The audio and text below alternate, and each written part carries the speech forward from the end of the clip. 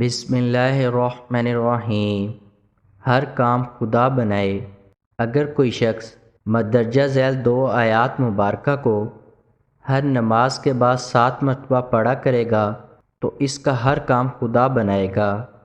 اگر ضعیف ہو تو قوی ہو جائے گا، رسوا ہو تو عزت دار ہو جائے گا، قرض دار ہو تو قرض سے نجات ملے گی۔ سبحان اللہ۔